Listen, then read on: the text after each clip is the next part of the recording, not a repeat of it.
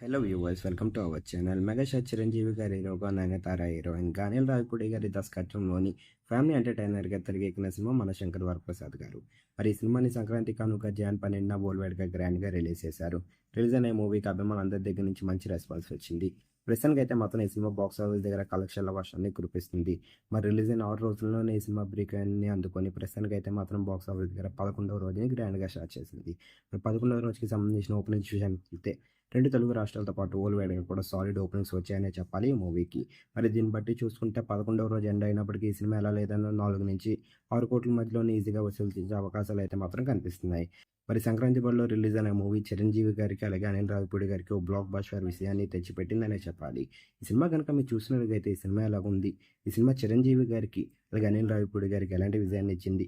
సంక్రాంతి కానుకగా రిలీజ్ అయిన ఈ సినిమా విజయాన్ని అందుకుందో లేదా అని మీరు అనుకుంటున్నారు? కింద కనిపిస్తున్న కామెంట్ బాక్స్‌లో కామెంట్ చేయండి. ఈ వీడియో కనుక మీకు నచ్చినట్లయితే లైక్ చేయండి, షేర్ చేయండి. మరిన్ని ఇంట్రెస్టింగ్ అప్డేట్స్ కోసం మన ఛానల్‌ని సబ్స్క్రైబ్ చేసుకోండి.